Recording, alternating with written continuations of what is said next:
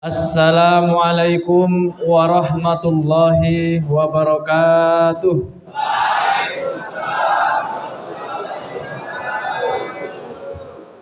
Yang dari luar dengar ya. Kawan-kawan yang dari luar dengar ya. Coba saya ulang lagi. Assalamualaikum warahmatullahi wabarakatuh.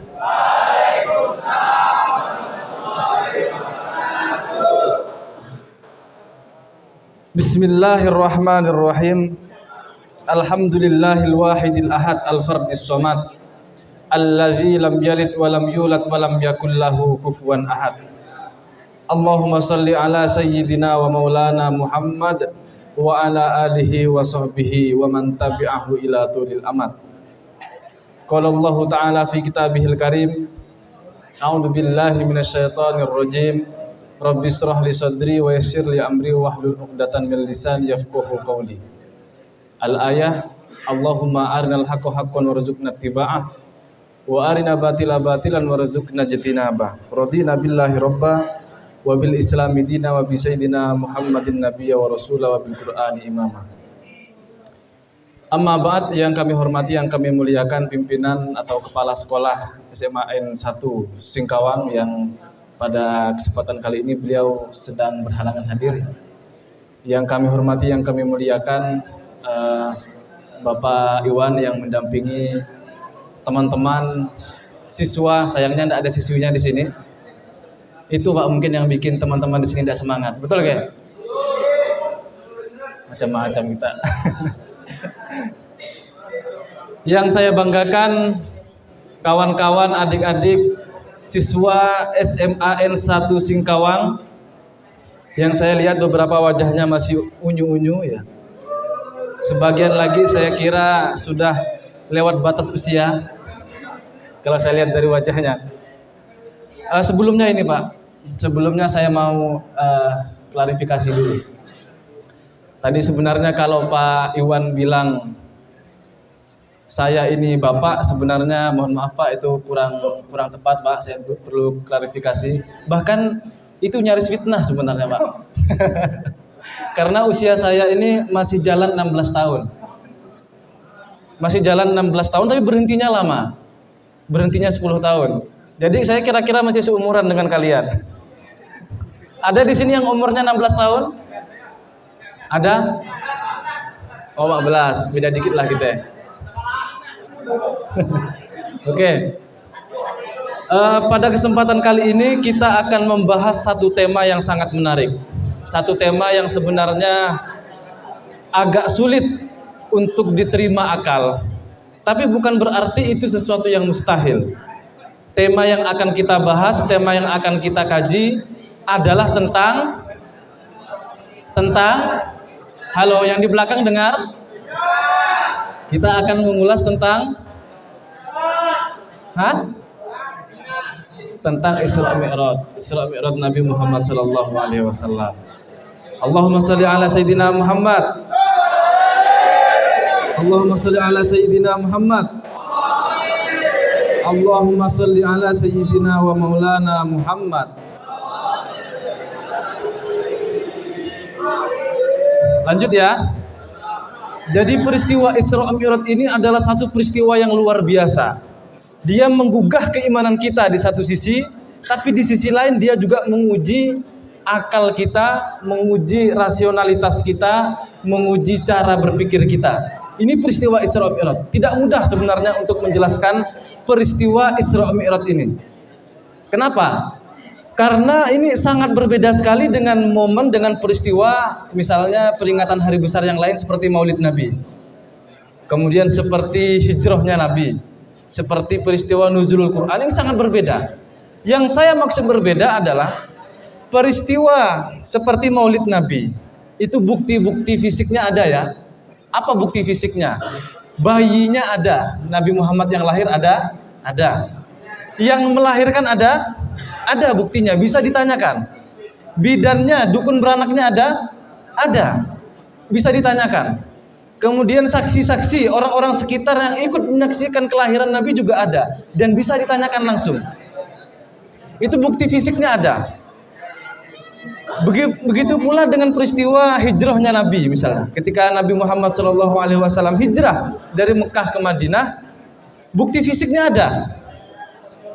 Waktu itu yang membersamai beliau adalah sahabatnya, yakni Sayyidina Abu Bakar As-Siddiq. Jadi kalau kita tidak percaya dengan peristiwa hijrahnya Nabi, itu bisa tanya ke Sayyidina Abu Bakar yang menggantikan posisi beliau di rumah Sayyidina Ali. Ada juga di rumah beliau. Bisa ditanyakan langsung kepada beliau. Peristiwa nuzulul Quran misalnya, itu juga bisa kita buktikan karena ada bukti-bukti fisiknya. Gampang. Qurannya ada sekarang, yang sering kalian baca, sering atau tidak? Ini agak meragukan jawab seringnya ya. Ya. Nah, untuk peristiwa Isra Mi'raj ini, untuk peristiwa Isra Mi'raj ini tidak ada bukti fisiknya, sehingga kita juga susah untuk memverifikasi, membenarkan, mencari kebenaran apakah peristiwa ini betul-betul terjadi atau tidak. Peristiwa itu terjadi di tengah malam dalam waktu yang singkat dan dengan kisah yang sulit diterima oleh akal pada orang-orang pada saat itu. Nah, makanya sekalipun ini ketika saya bilang kurang bisa diterima akal, bukan berarti tidak masuk akal. Karena hukum pikiran manusia itu bisa kita bagi menjadi 3. Yang pertama adalah sesuatu yang masuk akal, sesuatu yang diterima langsung oleh pikiran kita. Yang pertama apa? Peristiwa yang di depan ini, peristiwa yang masuk akal. Kemudian yang kedua, peristiwa yang sama sekali tidak masuk akal. Akal menolak. Dan peristiwa terakhir adalah peristiwa yang mungkin bagi akal. Artinya akal itu masih menerima walaupun susah dicerna bagaimana prosesnya. Nah, ini sebenarnya Isra Mi'raj masuk dalam wilayah itu. Jadi ketika membahas Isra Mi'raj sebenarnya itu adalah peristiwa yang melampaui pemikiran-pemikiran orang di zamannya. Walaupun sekarang tentu sudah ada temuan-temuan sains ilmiah yang mutakhir modern yang bisa kita jadikan landasan untuk membuktikan kemungkinan terjadinya peristiwa Isra dan Mi'raj Nabi sallallahu alaihi wasallam. Allahumma shalli ala sayyidina Muhammad. Allahumma shalli ala sayyidina Muhammad. Allahumma shalli ala sayyidina wa maulana Muhammad. Oke. Sampai di sini bisa kita simpulkan. Apa terlalu serius pembahasan ini ya? Ya nantilah kita kasih guyonan-guyonan, kita kasih candaan-candaan ya. Jadi dalam hemat saya, orang yang sampai saat ini percaya dengan peristiwa Isra dan Mi'rajnya Nabi, pasti dia termasuk dari 2 golongan ini. Salah satu dari 2 golongan. Berapa golongan? 2. Yang pertama adalah mereka yang kuat imannya. Yang pertama apa? Mereka yang kuat imannya. Kemudian yang kedua adalah mereka yang kuat akalnya. Yang kedua apa? Oke, yang kuat akal. Jadi kalau kita saat ini percaya dengan peristiwa Isra dan Mi'raj, pasti kita salah satu dari 2 golongan tadi. Yang pertama adalah orang yang kuat imannya, yang kedua adalah orang yang kuat akalnya. Kalau kalian bisa membuktikan secara ilmiah, secara rasional, dengan pemikiran-pemikiran dan teori ilmiah lain, bahwa Isra Mi'raj itu betul-betul terjadi, bahwa berarti kalian adalah orang yang kuat akalnya. Tapi saya kira kalian belum nyampe situ. Berarti kita husnudzon bahwa adik-adik, kawan-kawan, teman-teman semua yang ada di sini, sekalipun ketika ngaji sambil main FF, ML, Mobile Legend dan seterusnya, saya kira adik-adik, teman-teman semua di sini masih beriman kepada peristiwa Isra dan Mi'raj. Betul? Iman kepada peristiwa Isra dan Mi'raj? Nah, yang penting kita beriman dengan peristiwa Isra dan Mi'raj. Sebab peristiwa Isra dan Mi'raj ini termaktub di dalam Al-Qur'an.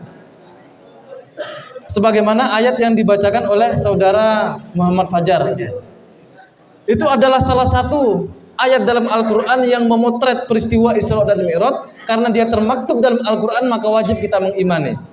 Entah seperti apa dan bagaimana peristiwa itu secara detail, kita tidak wajib untuk mengimani. Yang penting adalah kita mengimani terhadap peristiwa Isra dan Oke, peristiwa Isra dan Mi'raj. Itu di satu sisi. Masih tahan lama enggak nih adik-adik ini? Ini sebenarnya kalau mau lebih serius lagi bisa lanjut habis Jumatan nanti, Pak. Ya. Jadi peristiwa Isra dan Mi'raj ini adalah kejadian yang luar biasa di satu sisi, bahkan Allah sendiri itu memujinya. Allah memuji peristiwa Isra dan Mi'raj tersebut. Dalam Al-Qur'an dijelaskan subhanallazi asra bi 'abdihi lailan minal masjidil haram ilal masjidil aqsal ladzi barakna haulahu linuriyahu min ayatina. Innahu huwas samiul. Aduh, ini mau ngubah Al-Qur'an ini. Innahu huwas samiul. Alim apa basir? Ya, innahu huwas samiul basir. Di situ Allah memuji terhadap peristiwa Isra dan Mi'raj. Maha suci zat, maha suci Allah, yakni zat yang memperjalankan hambanya dalam peristiwa Isra dan Mi'raj tadi itu. Allah memuji. Berarti ini peristiwa yang luar biasa, peristiwa yang agung. Maka kalau kita merujuk kepada satu kaidah dalam tasawuf, misalnya di kaidah tasawuf itu ada kaidah yang bunyinya begini. Ta'zimu ma 'azzamallahu muta'ayyinun wa ihtiqaru dzalika rubbama kana kafiran. Mengagungkan terhadap apa yang Allah agungkan itu hukumnya wajib. Hukumnya wajib. Kalau kita merendahkan terhadap apa yang diagungkan oleh Allah, boleh jadi karena hal itu kita bisa terjebak, terjerembab dalam kekafiran. Oleh karena itu jangan sampai, jangan sekali-kali kita merendahkan salah satu peristiwa, salah satu hal yang diagungkan oleh Allah Subhanahu wa taala. Halo? Oke, kita cerita aja lah ya. Kita cerita aja biar. Ini biasanya kan kalau anak-anak seumuran kalian ini senang cerita ya. Mau yang ilmiah atau yang cerita? Mau yang ilmiah atau yang cerita? Oh, bebas. Ya karena kalian lihat, saya lihat wajah kalian kayaknya sebagian ada yang ngantuk, ya kita cerita aja. Kenapa tadi saya katakan peristiwa Isra dan Mi'raj itu adalah peristiwa yang sulit? Karena kita melihat fakta begini. Coba kalian pikirkan. Pada saat itu, di zaman seperti itu ya, Nabi tiba-tiba mendaku sudah melakukan perjalanan dari Mekah ke Palestina, yang itu dalam tempo waktu kurang dari semalam. Lailan, kurang dari semalam. Itu tidak sampai semalam betul itu, tidak. Tapi kurang dari semalam. Ya kira-kira hanya 2 atau 3 jaman lah kira-kira. Padahal kalau kita lihat misalnya salah satu sahabat Nabi Muhammad SAW, namanya misalnya adalah sahabat Tok namanya. Siapa namanya? Beliau ini adalah sahabat yang ahli dalam menunggangi kuda. Beliau ahli dalam menunggangi kuda. Beliau sahabat Tok ini adalah ujung tombaknya Sayyidina Khalid bin Walid. Sayyidina Khalid bin Walid ini adalah Saifullah, orang yang mendapat julukan Saifullah, yakni pedangnya Allah. Karena jago sekali dia. Ahli dalam strategi peperangan. Nah, yang menjadi ujung tombak dalam pasukan berkuda adalah salah seorang sahabat bernama Tok.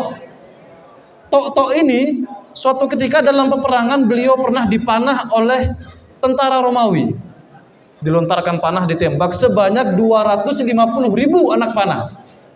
Ajaibnya, saking kerennya beliau ini, saking hebatnya beliau, tidak satupun anak panah itu yang mengenai beliau. Ini saking ahlinya ya. Kalau sekarang kayak Valentino Rossi, dia jago ya, jago menggok gitu ya. Nah, kalau sekarang kira-kira seperti dia jago, ahli dalam menunggangi kuda. Orang sehebat beliau itu pernah melakukan perjalanan dari Mekah ke Palestina, dari Masjidil Haram ke Masjidil Aqsa. Perjalanannya kurang lebih memakan waktu 1,5 bulan. 1 bulan. Lah kok tiba-tiba Nabi Muhammad SAW mengatakan, saya melakukan Isra, perjalanan malam dari Masjidil Haram ini, dari Mekah ke Masjidil Aqsa Palestina dalam waktu semalam. Ini sulit diterima oleh sahabat. Ditambah lagi fakta pada saat itu. Fakta menunjukkan di tahun itu Nabi Muhammad sedang berduka cita. Nabi Muhammad lagi galau tingkat dewa lah bahasa anak sekarang. Lagi galau Nabi Muhammad itu. Kenapa galau? Karena 2 orang yang dicintai beliau, yakni paman beliau yang bernama Abu Thalib dan istri tercinta beliau yang bernama Sayyidah Khadijah meninggal pada tahun itu. Makanya tahun ini nanti dikenal dengan tahun Amul Huzni, yakni tahun kesedihan, tahun duka cita. Kenapa? Karena dua orang yang dicintai beliau wafat pada tahun itu. Yang mana paman beliau Abu Thalib ini menurut Imam Asy-Sya'rawi adalah Al-Himayah Al-Kharijiyah, yakni yang melindungi beliau dari gencatan-gencatan dari serangan luar diri beliau. Misalnya ada serangan fisik, serangan caci maki, ada serangan politik misalnya, dan seterusnya. Itu yang membela adalah paman beliau, yakni Abu Thalib. Sementara nanti Nabi Muhammad kalau kehabisan dana untuk menyebarkan agama Islam, kemudian lagi bersedih, lagi berduka cita misalnya, ada yang melindungi beliau, ada yang menyemangati beliau, yakni istri beliau, yakni Sayyidah Khadijah. Sayyidah Khadijah ini disebut sebagai Al-Himayah Ad-Dakhiliyah, yakni orang yang menjaga beliau dari sisi dalam beliau sendiri. Nah, dua orang terkasih beliau ini meninggal pada tahun itu, sehingga tahun itu dikenal dengan nama Amul Huzni, yakni tahun duka cita. Sehingga orang-orang pada saat itu mengira, waduh, ini Nabi Muhammad apa gara-gara galau ya? Sehingga Nabi Muhammad ini, mohon maaf, terganggu mentalnya sampai kira-kira mengaku bahwa sudah melakukan perjalanan malam dari Masjidil Haram ke Masjidil Aqsa dalam waktu semalam. Wah, sudah. Akhirnya berita ini tersebar, viral di media sosial. Twitter trending topik, TikTok trending topik juga, Instagram, di YouTube trending semua. Berita tentang Nabi Muhammad melakukan Isra Mi'raj. Wah, terjadi perdebatan. Kalau di TV One diundang ke ILC, nanti ada yang pro, ada yang kontra. Ada yang pro, ada yang kontra. Sudah. Sampai suatu ketika terdengar berita ini oleh Sayyidina Umar, sahabat beliau, Sayyidina Umar bin Khattab. Dengar dari seorang sahabat yang sedang membicarakan ini, desas-desus ini, membicarakan isu ini. Katanya Nabi Muhammad sekarang sudah mulai terganggu mentalnya. Kenapa? Karena orang-orang yang dikasihinya sekarang udah meninggal semua. Tidak ada lagi yang melindungi beliau, katanya. Udah enggak, mohon maaf ya, kurang sehat gitu loh kayaknya. Masa melakukan perjalanan dari Mekah ke Palestina kurang dari semalam? Nah, Sayyidina Umar yang mendengar berita ini langsung marah. Kamu sini. Kamu ngomong apa tadi? Nabi Muhammad tadi bilang, dikiranya apa ya? Makanya fokus. Dipanggil, kamu tadi bilang apa? Dipanggil kan? Ini Sayyidina Umar. Sepertinya Nabi Muhammad sedang terganggu kesehatan mentalnya. Kenapa? Karena beliau mengaku pernah semalam melakukan peristiwa Isra dan Mi'raj. Itu Sayyidina Umar saking geramnya dipukul orang itu. Tidak mungkin Nabi Muhammad mengatakan begitu. Bohong kamu. Dipukul. Ampun. Sudah. Jalan lagi, ketemu lagi orang yang desas-desus kayak tadi itu. Lagi gosip. Tidak hanya emak-emak, tapi juga bapak-bapak. Tidak hanya bapak-bapak, tapi juga kayak kalian ini yang usia-usia muda kayak gini. Didengar lagi oleh Sayyidina Umar. Ngomong apa kau? Ngomong apa? Ditanyakan. Tadi sebenarnya, kau dipukul akhirnya sama Sayyidina. Sampai hari itu, Sayyidina Umar tangannya sampai memar-memar. Saking seringnya nempeleng orang pada hari ya. Pada hari itu sering nempeleng orang karena membicarakan Nabi. Katanya Nabi kurang sehat mentalnya, mengaku seperti itu. Karena gelisah udah capek yang mukul orang tadi itu, Sayyidina Umar akhirnya klarifikasi, datang langsung tabayyun kepada Nabi Muhammad SAW. Datang langsung, tanya ke Nabi Muhammad, Assalamualaikum warahmatullahi wabarakatuh. Belum leka. Tanya ke Nabi, saya dengar isu yang beredar di Twitter trending topik sekarang itu, katanya engkau sudah melakukan perjalanan dari Masjidil Haram Masjidil Aqsa dalam waktu semalam. Itu kan mustahil Nabi. Apakah betul? Iya, betul kata Nabi. Kata Sayyidina Umar, aduh. Serius Nabi? Iya, betul. Saya melakukan perjalanan itu dalam waktu semalam. Sumpah? Kata Sayyidina, kira-kira gitulah. Sumpah loh. Iya, betul katanya. Nah, sudah. Akhirnya Sayyidina Umar ini kaget. Waduh, ini betul Nabi Muhammad kayaknya terganggu kesehatannya ini. Sudah akhirnya Sayyidina Umar itu keluar rumah, diambil pedangnya diputar-putar begini. Wah, beliau sambil teriak, waduh Nabi Muhammad yang aku cintai, kenapa engkau begini? Apa yang membuat engkau galau seperti ini apa? Apakah engkau galau karena ditinggal mati oleh istrimu? Kalau kamu menginginkan seorang wanita, cari di Mekah ini, di kota Mekah, mana yang paling cantik? Saya lamarkan sekarang juga. Kalau dia punya suami, saya bunuh suaminya. Itu Sayyidina Umar ya. Sayyidina Umar. Biar nanti saya yang kasih ke Nabi Muhammad. Tapi ini kenapa Nabi Muhammad begini? Itu Sayyidina Umar kalau garang dia begitu itu. Bahkan saking garangnya beliau ini, kalau beliau itu berjalan, ya kalau beliau jalan, jangankan manusia, iblis pun lari. Iblis pun lari kalau melihat Sayyidina Umar. Kalau ciri-ciri fisiknya ya, ciri-ciri fisiknya alisnya bersambung, nyatu gini. Badannya kekar. Di tangan-tangannya, kemudian bagian dadanya juga ada agak lebat bulunya. Udah di tampangnya aja bisa bayangkan ya, bisa bayangkan seremnya gimana. Itu beliau kalau khutbah serem juga.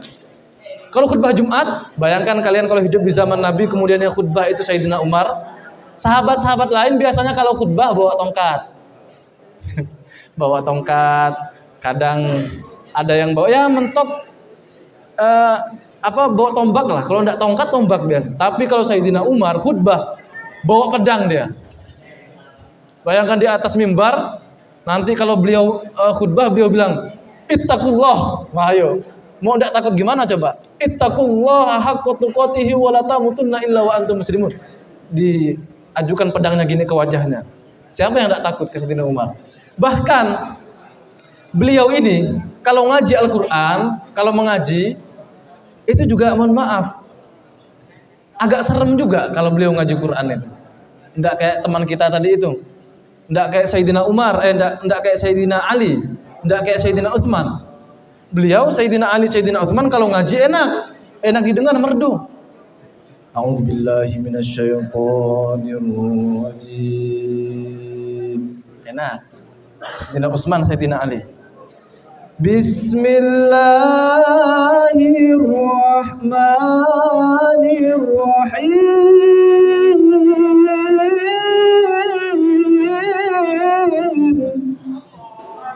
Sayyidina Utsman, Sayyidina Ali enak kalau ngaji. Tapi kalau Sayyidina Umar ngaji Bismillahirrahmanirrahim, Alhamdulillahirabbil alamin. Wah, itu serem, Pak. Itu serem kalau ngaji itu beliau. Itu saking seremnya Sayyidina Umar. Nah, orang yang begini ini beliau itu tidak takut dengan siapapun. Yang beliau takuti ini penting Pak Iwan. Yang beliau takuti itu cuma 3. Berapa orang yang beliau takuti? Ada berapa yang beliau takuti? 3. Yang pertama Sayyidina Umar itu takut kepada Allah, takut kepada. Yang kedua beliau itu takut kepada Nabi Muhammad. Yang ketiga ini poin yang paling penting. Beliau itu takut sama istrinya. Ini penting nih Pak. Ini sahabat Nabi yang garangnya kayak gitu itu takut sama istrinya. Karena ya, diriwayatkan bahwa istri beliau Sayyidah Atiqah ini sering ngomel. Kalau kita buka kitab yang berjudul misalnya Uqdul Jail, diceritakan begini, suatu ketika ja'a rajulun ila Umar bin Khattab radhiyallahu an, ada seorang pemuda, ada seorang laki-laki mau sowan, tahu sowan ya? Mau bertamu, mau konsultasi kepada Sayyidina Umar. Seorang laki-laki ini sahabat Nabi bernama Abu Dzar Al-Ghifari. Siapa namanya? Abu Dzar Al-Ghifari. Beliau ingin konsultasi kepada Sayyidina Umar. Kenapa? Karena sahabat Nabi yang bernama Abu Dzar Al-Ghifari ini beliau habis diomelin istrinya di rumah. Habis diomelin istrinya di rumah. Diomelin, waduh ini istri yang kayak begini ini tidak bisa didiamkan begini. Nanti kalau saya tukar tambah kamu baru tahu rasa. Dalam perjalanan beliau mikir, ini saya harus konsultasi ke orang yang hebat, orang yang bisa menaklukkan setiap orang. Segera beliau teringat ke Sayyidina Umar. Ingat ke Sayyidina Umar, oh, saya mau konsultasi ke Sayyidina Umar. Datanglah sahabat bernama Abu Dzar Al-Ghifari ini ke rumah Sayyidina Umar. Sampai di depan rumah Sayyidina Umar, beliau melihat fakta yang mengejutkan. Apa faktanya? Abu Dzar Al-Ghifari melihat Sayyidina Umar lagi diomelin istrinya. Lagi diomelin istrinya. Waduh, ini kelihatan dari jendela. Waduh, ternyata sama aja macam aku diomelin binimu di rumah. Tapi kok Sayyidina Umar tidak membantah. Tapi kok Sayyidina Umar itu tahan. Apa sih tipsnya? Aduh, udahlah, kita pergi aja lah, enggak enak. Pas mau pergi kelihatan sama Sayyidina Umar. Masuk. Datang. Assalamualaikum, waalaikumsalam. Salamah. Ngapain mungkin mutang dia lalu? Kata Sayyidina Umar, nanya ke Abu Dzar Al-Ghifari. Kopi loh, kopi. Nah, biar enggak galau be. Kopi. Rokok.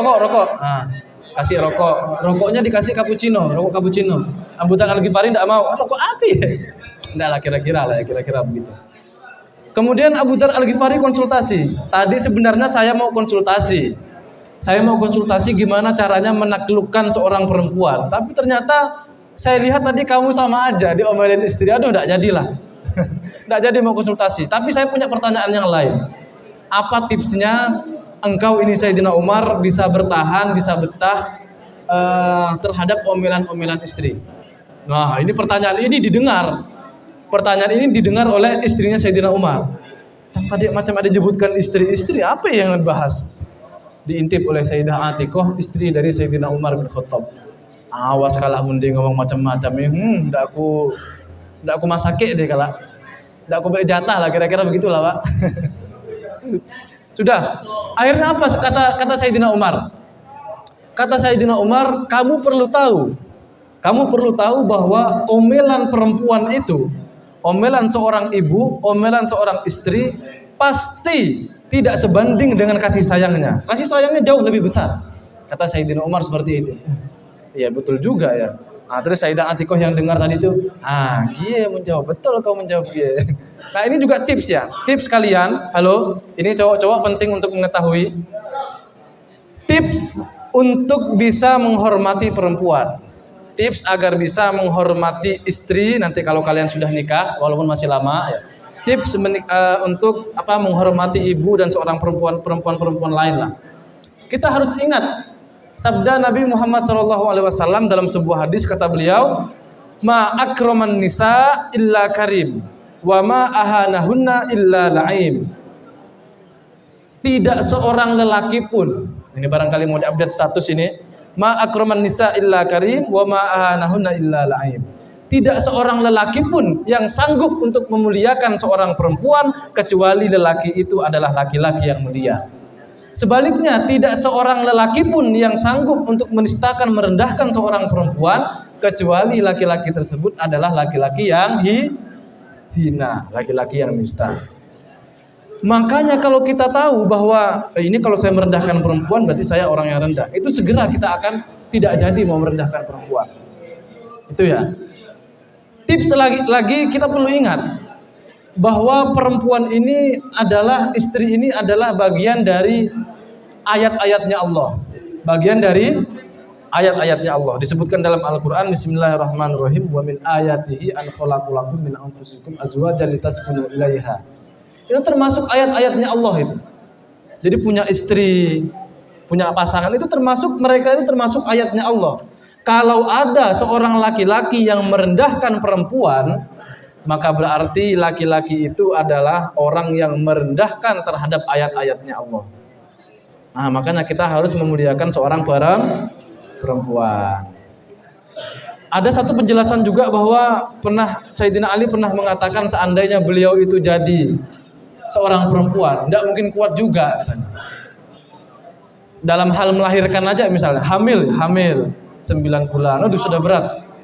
Hamil, kemudian nanti melahirkan, sakit, merawat anak, kemudian menyusui anaknya belum selesai nyusu, bapaknya juga mau nyusu. Susah itu jadi seorang perempuan.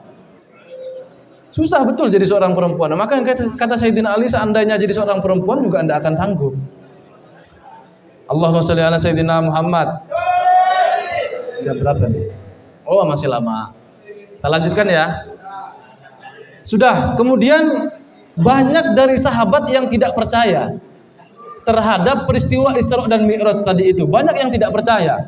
Bahkan tidak sedikit pula dari sahabat itu yang murtad, langsung keluar dari agama Islam karena mengira bahwa Nabi Muhammad itu sudah tidak beres akalnya, sedang dalam gangguan kejiwaan, gangguan mental, kira-kira begitu. Itu saking hebatnya peristiwa Isra Mi'raj. Oh, sudah gempar itu kan. Kemudian yang paling tidak yang percaya, yang pertama kali percaya adalah dua sahabat Nabi. Yang pertama adalah sahabat Nabi yang bernama Sayyidina Abu Bakar. Kemudian yang kedua adalah sahabat Nabi yang bernama Sayyidina Ali.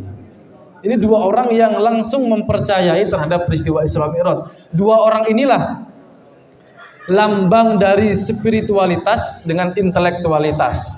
Lambang dari pemikiran, akal sehat di satu sisi, dan di sisi lain adalah lambang dari keimanan yang kuat. Itu Sayyidina Ali dan Sayyidina Abu Bakar radhiyallahu anhu. Sudah, akhirnya berita ini sampai kepada musuh Nabi, paman beliau sendiri yang bernama Abu Jahal. Abu Jahal apa Abu Lahab? Abu Jahab aja ya, Abu Jahal dan Abu Lahab. Didengar oleh Abu Jahal. Waduh, berita ini didengar dan diterima dengan sukacita oleh Abu Jahal. Tanya ke beberapa sahabat Nabi, betul Nabi Muhammad mengaku begini? Iya betul, kamu percaya? Aduh, susah saya mau percaya karena peristiwanya tidak masuk akal. Nah kan, udah saya bilang dari dulu, ini kata Abu Jahal, udah saya bilang dari dulu, dia itu memang tidak beres, akalnya memang tidak waras, dia gila itu, katanya. Sudah, akhirnya situasi ini dimanfaatkan oleh Abu Jahal. Dimanfaatkan. Akhirnya Abu Jahal ini menemui Nabi. Ini intriknya Abu Jahal, mau menjebak Nabi. Abu Jahal datang kepada Nabi Muhammad, kemudian bertanya, wahai Muhammad, saya mau tanya ini ke kamu. Apa paman? Apa yang mau kamu tanyakan? Saya dengar berita yang tersebar di media sosial itu katanya kamu sudah melakukan Isra dan Mi'raj, melakukan perjalanan dari Masjidil Haram, Masjidil Aqsa, Mekah ke Palestina. Kemudian kamu naik ke langit ketujuh. Apakah betul? Iya betul. Sahabat kamu banyak yang percaya? Tidak. Nah, ini kata Abu Jahal ini bilang kepada Nabi Muhammad, jangan khawatir, kamu tidak usah kaget. Kamu lihat umat-umat kamu sekarang itu, pengikut-pengikut kamu sekarang, kebanyakan dari mereka adalah mantan budak, orang yang goblok-goblok, orang yang tidak terpelajar, katanya begitu. Maka jangan heran kalau mereka itu tidak nyampe akalnya dengan apa yang kamu ceritakan ini. Ini padahal sebenarnya intrik aja ya. Ini sebenarnya intrik aja. Coba besok kamu ikut saya. Kamu bicara dengan kaum saya. Kaum saya ini kaum yang terpelajar. Mereka ini adalah orang-orang yang pintar. Mereka ini adalah orang-orang yang terpandang. Mereka adalah bangsawan, konglomerat dan seterusnya. Coba kamu bicara kepada kaum saya. Barangkali nanti kaum saya itu akan menerima terhadap apa yang kamu omongkan. Padahal dalam hati Abu Jahal sudah tidak percaya juga sebenarnya. Ini intriknya Abu Jahal untuk menjatuhkan Nabi Muhammad SAW. Sudah, akhirnya diagendakanlah acara tersebut di waktu dan tempat yang sudah ditentukan. Esok harinya datang Nabi Muhammad. Kemudian datang juga kaumnya Abu Jahal, yakni kafir-kafir Quraisy pada saat itu. Yang hadir saat itu orang yang sering melakukan perjalanan dari Mekah ke Palestina, mau menguji kebenaran Nabi. Orang yang sering bermukim di sekitar Masjidil Aqsa, yang sudah tahu kira-kira gambaran Masjidil Aqsa ini seperti apa. Itu yang datang untuk menguji Nabi Muhammad. Karena Abu Jahal yakin betul bahwa Nabi Muhammad ini pasti salah. Sudah. Maka dari sini bisa kita ambil ibrah ya, bahwa sebenarnya orang yang pertama kali atau orang yang pertama kali membuat peristiwa penyelenggaraan atau peringatan hari besar Islam yang berjudul Isra Mi'raj, orang yang pertama kali memperingati Isra Mi'raj adalah Di sini siapa panitianya? Dari pihak sekolah ya. Iya. Ya, kalau dulu pertama kali yang menyelenggarakan itu Abu Jahal. Karena ingin merendahkan Nabi, tapi peristiwa kalau sekarang ini kan kita ingin memuliakan Nabi, ingin mengagungkan peristiwa Isra Mi'raj itu bedanya. Itu bedanya. Sudah. Akhirnya diujilah Nabi. Sudah, Nabi di depan, kemudian orang-orang bertanya pada saat itu. Ada yang tanya, mulai dari pertanyaan yang biasa-biasa saja. Ada yang tanya gini, saya tanya Muhammad, kamu betul beberapa hari yang lalu melakukan perjalanan ke Palestina? Ya, betul.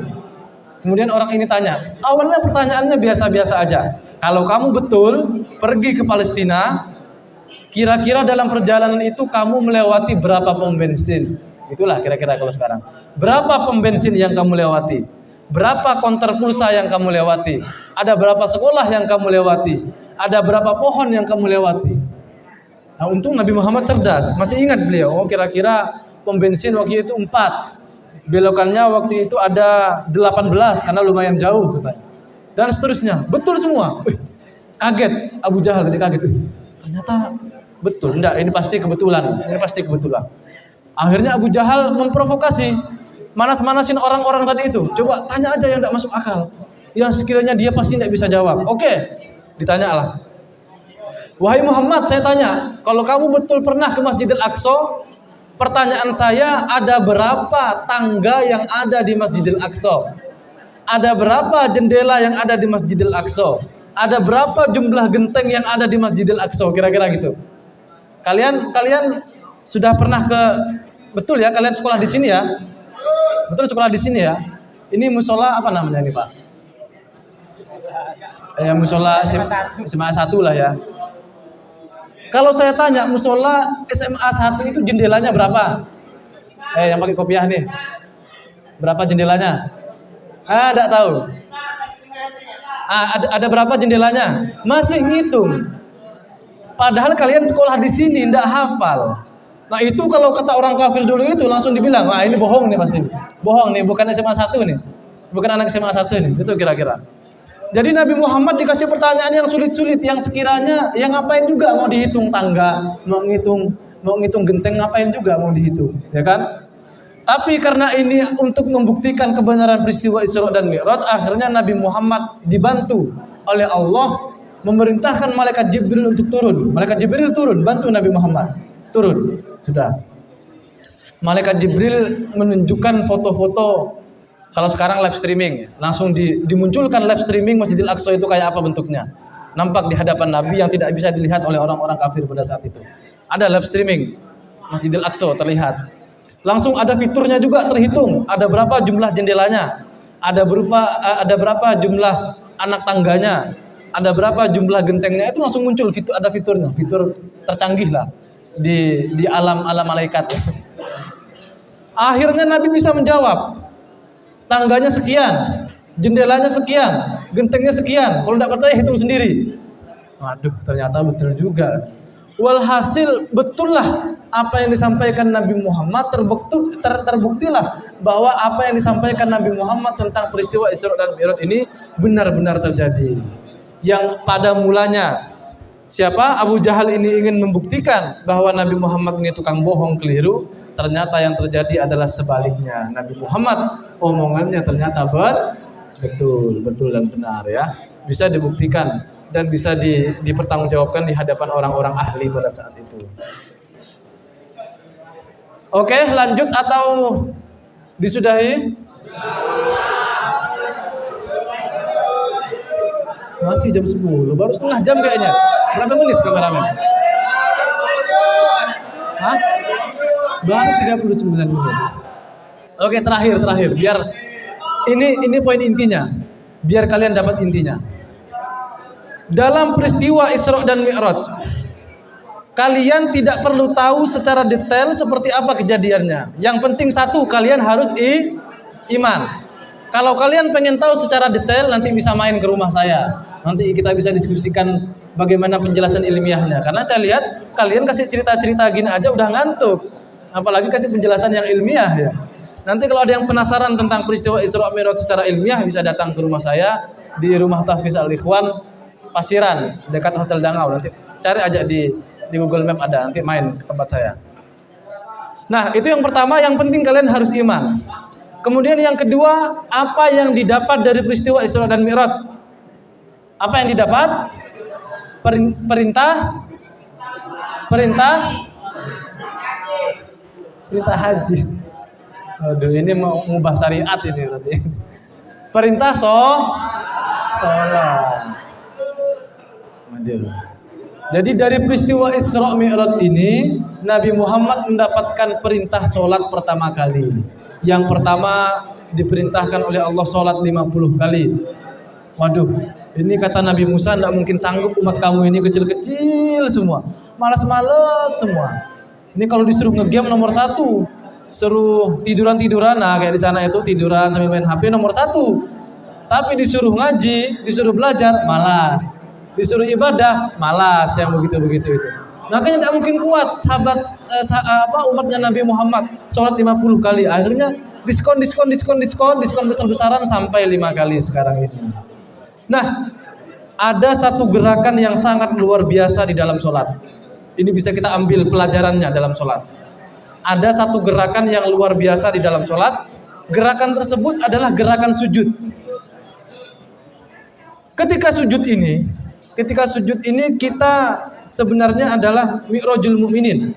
Mi'rajnya orang-orang mukmin. Jadi kalian ini kalau mau melakukan perjalanan mi'raj bisa sekarang. Dengan cara apa? Dengan cara sholat, sujud. Itu sebenarnya adalah mi'rajul mu'minin. Sholat adalah mi'rajul mu'minin. Sudah. Ketika kalian sujud itu, maka sebenarnya aqrabul abdi ilallah sujud. Yang paling dekat, hamba paling dekat kepada Allah adalah ketika sujud. Ajaibnya ketika kita berbisik ke bumi, berbisik ke tanah, tetapi suara kita justru akan terdengar jelas di langit. Itu ketika sujud. Salat ini dia menggambarkan keseimbangan. Dia juga menggambarkan perjalanan hidup manusia. Keseimbangan ini yang saya maksud begini. Salat itu diawali dengan duduk. Ini betul Islam kalian ya. Salat diawali dengan niat dulu. Kemudian setelah niat Jadi takbir, berdiri dan niat ini dilakukan secara bersamaan. Jadi yang terlihat oleh kita adalah takbir, Allahu Akbar. Niat letaknya di hati, tidak terlihat. Yang kita lihat adalah takbir. Salat ini diawali dari takbir dan diakhiri dengan salam. Takbir ini berarti mengagungkan Allah. Allahu Akbar artinya adalah Allah Maha Besar.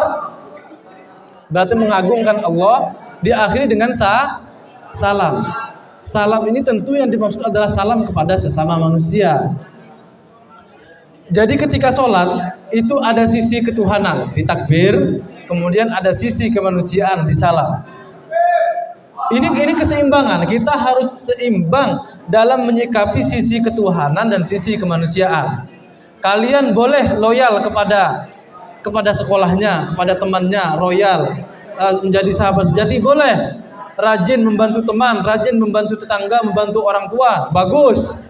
Tapi kalau gara-gara membantu teman mengerjakan soal, melakukan bantuan-bantuan terhadap siapapun itu, sampai kalian meninggalkan ibadah wajib, maka ini tentu perbuatan yang tidak baik.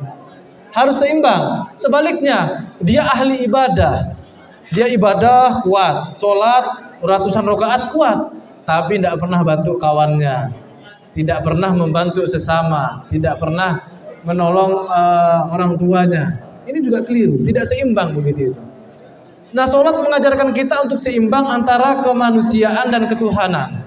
Makanya tidak mungkin kita membuat Allah ridho, Tidak mungkin kita bisa membuat Allah Subhanahu wa taala ridho dengan cara menyakiti sesama umat manusia. Saya ulangi ini. Tidak mungkin kita bisa membuat Allah ridho dengan cara menyakiti sesama umat manusia. Makanya sebelum kalian mempelajari Tuhan, mempelajari tentang Allah itu seperti apa, Tuhan ini buktinya apa? Coba ini Islam semua ya. Tadi saya lihat kayaknya ada yang pakai gamis-gamis ini. Yang mana yang pakai gamis? Yang mana yang pakai gamis? Coba nih saya tanya yang pakai gamis-gamis ini. Islam ya, betul ya? Percaya dengan Allah ya? Allah ya yang kalian sembah, betul? Pertanyaan saya, apa bukti adanya Allah?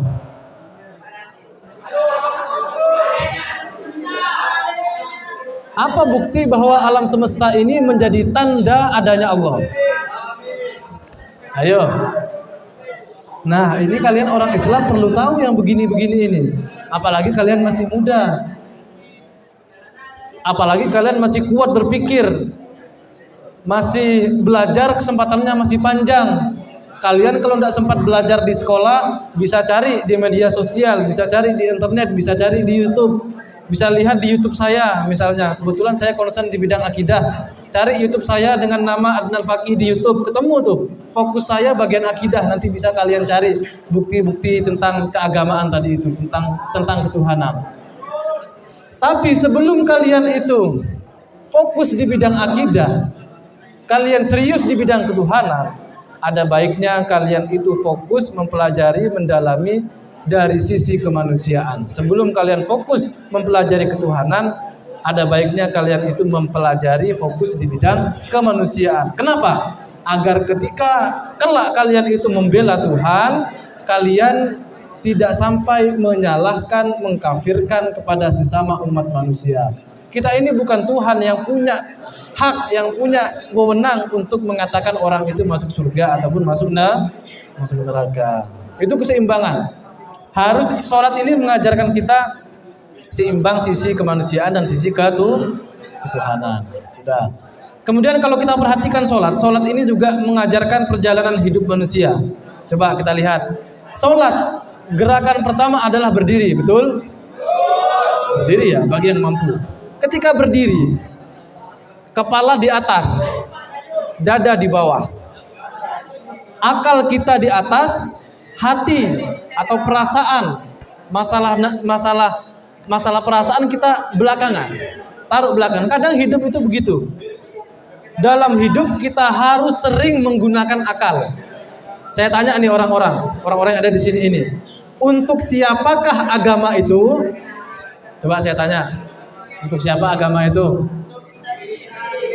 Untuk kita sendiri. Ada jawaban lain? Untuk siapa agama itu? Kira-kira kalau orang gila, apakah dia wajib beragama? Berarti agama ini khusus bagi mereka yang berakal. Ad-dinu aklun la dina liman la aqla lahu. Agama ini adalah cerminan dari akal. Maka tidak ada agama bagi orang yang tidak memiliki akal. Semua perintah dalam agama ini pasti, saya ulangi ya, pasti masuk akal atau dia melampaui akal.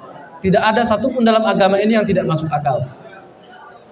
Nah, makanya kita harus memakai porsi akal ini lebih tinggi. Itu cerminan ketika kita berdiri dalam sholat. Berdiri ini berarti kalau kita presentasikan dia kira-kira sudutnya 180 derajat, betul ya? Sekolah ya kalian ya? Sekolah betul ya? 180 derajat. Kalau ruku separuhnya berarti berapa derajat kira-kira? 90 derajat. Ketika ruku inilah akal dan hati kita sejajar. Ada kalanya dalam momen-momen tertentu hati dan pikiran kita gunakan secara sejajar. Kita harus mempertimbangkan secara rasional, secara akal, secara pemikiran. Kita harus mempertimbangkan perasaan orang lain. Itu harus dipertimbangkan ya. Kadang dalam momen-momen tertentu harus seperti itu. Jangan karena ini menurut saya yang betul harus begini, lantas kalian memaksakan kehendak orang lain untuk untuk sama dengan apa yang kalian inginkan. Jangan sampai begitu. Karena sholat itu mengajarkan begitu. Kadang akal dan pikiran itu harus seimbang. Nah, dalam momen-momen tertentu pula kita mengalami masa sujud. Sujud itu berarti hati dan pikiran kita tunduk ke bawah. Hati dan pikiran kita tunduk ke bawah. Kira-kira berapa derajat tuh tadi itu? Kalau sujud? Berapa derajat sikunya? Hah? Sujud 40, 45. Itu 2 kali ya? 2 kali. Sujudnya 2 kali. Berarti 45 tambah 45 90, 90 tambah 90 derajat tadi itu berarti 180, 180 tambah 180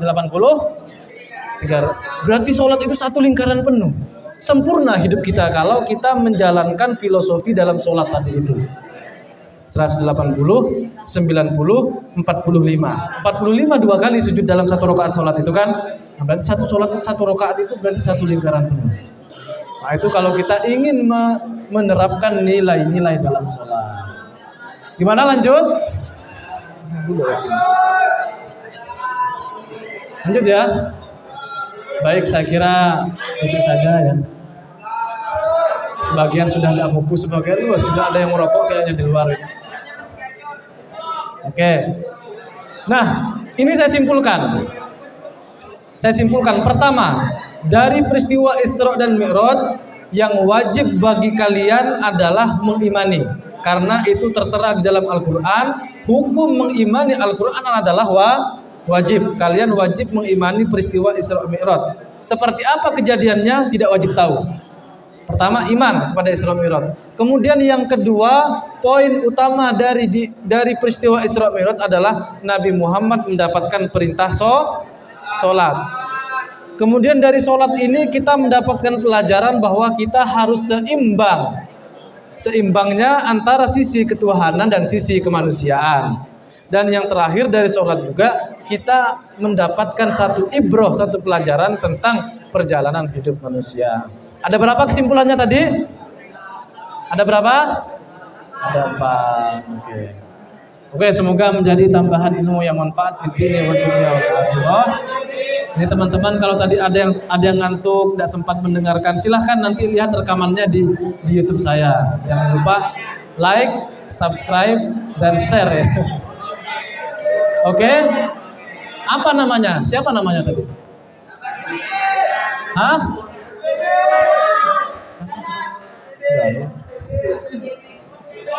Cari di YouTube namanya Adnan Fakih. Cari di YouTube, di sana ada. Nanti kalau kalian ingin melihat putaran rekamannya ini ya. Karena tadi saya ngantuk misalnya. Aduh, semalam saya begadang bantu orang tua. Yang satunya lagi semalam saya begadang nonton anime. Sebagian lagi begadang karena main game misalnya. Tidak apa-apa, nanti bisa dengar lagi putaran rekamannya di YouTube saya. Kurang lebihnya mohon maaf. Terima kasih ini Pak atas waktunya. Baik, terima kasih atas waktunya dan perhatian teman-teman semua. Mari kita doa bersama dengan harapan apa yang kita lakukan pada saat ini mendapatkan ridho dari Allah Subhanahu wa taala. Dan kelak menjadi saksi di akhirat bahwa kita pernah mengagungkan salah satu ayat Allah yang berupa Isra Mi'raj. Ini kalau kalian hanya mengandalkan mata, hanya berapa orang yang bertahan tadi? Baru lihat bentar, lihat HP. Baru lihat bentar, itu pahalanya tidak seberapa kalau kalian mengandalkan mata. Kalau kalian mengandalkan kuping, dengarkan bentar. Aduh, tidak ngerti saya apa maksudnya. Aduh, ngantuk lah. Itu kan. Kalau kalian mengandalkan kuping, sedikit pahalanya. Kalau kalian mengandalkan akal, maka tidak akalnya tadi. Oh, pakai. Oke. Apakah konsen 100%? Ya alhamdulillah kalau ada yang konsen 100%. Tapi satu bagian dari tubuh kita yang kelak bersaksi di akhirat bahwa kalian pernah mengagungkan salah satu ayat Allah, yakni Isra Mi'raj, adalah pantat kalian. Pantat kalian itu menjadi saksi kelak di akhirat bahwa kalian pernah bertahan, berusaha duduk di tempat ini untuk mengagungkan ayat Allah. Nanti ditanya di akhirat, kamu mata apa pertanggungjawaban kamu? Ini amalnya sedikit, kuping amalnya sedikit, pantat oh banyak nih sering ngaji. Tidak apa-apalah walaupun dipaksa sama gurunya. Dah ya, mari kita doa bersama. Bismillahirrahmanirrahim.